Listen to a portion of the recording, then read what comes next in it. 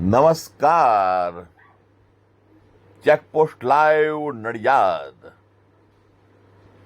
આ જુઓ, નડિયાદના આ સરદાર પટેલ ભવન બાજુ જવાનો રસ્તો છે અને આ જુઓ રોડના રસ્તાની હાલત.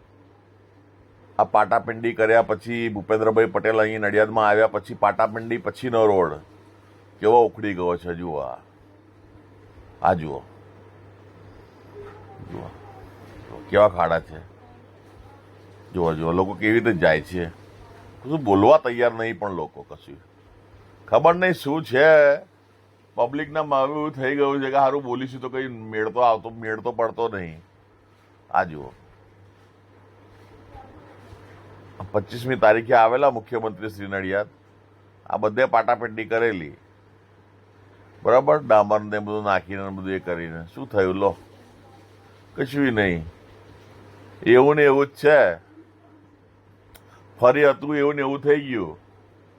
એટલે હવે ફરી મુખ્યમંત્રી શ્રી આવે એની રાહ જોવાની નડિયાદે.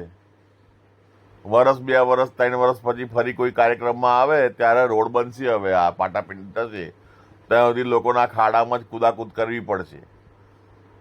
ભાઈ હવે એવું જાહેર કરી દો નડિયાદમાં કે જેમને સાંધાના દુખાવાની તકલીફ હોય અને મણકાની તકલીફ હોય કે પછી અન્ય કોઈ પણ પ્રકારની જોઈન્ટ રિલેટેડ તકલીફ હોય તો નડિયાદમાં આવીને રહેવા આવી જાઓ. કારણ કે અહીંયા તમે રોજ અવર જવર કરશો તો ઓટોમેટિક તમારા જોઈન્ટ સારા થઈ જશે.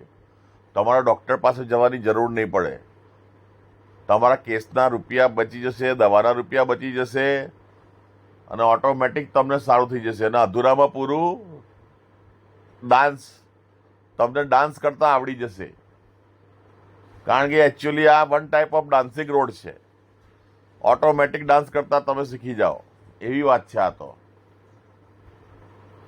એટલે બિલકુલથી જે લોકોને મેં કહ્યું એ રીતે તકલીફ હોય આ પ્રકારની, મેં જણાવ્યું એ પ્રકારની, તો તમે નડિયાદની પસંદગી કરી શકો છો રહેવા માટે. બરાબર છે. જુઓ તમે હવે અહીંયા તમે રોજ સવારે સાયકલિંગ કરો ને, સાયકલિંગ માટેનું ઉત્તમ સ્થળ નડિયાદ. હવે અહીંયા તમારે જો સાયકલ આમાં પછડાય એટલે તમારા ઓટોમેટિક બોડીના મૂવ્સ સાયકલ ઉપર ઊંચે નીચે થાય. બરાબર, એટલે તમે ઓટોમેટિક તમારે કસરત થવાની છે વધારે. શું એટલે સરસ મજાનું કામ થઈ ગયું આ તો નડિયાદમાં, મને લાગે છે ત્યાં સુધી.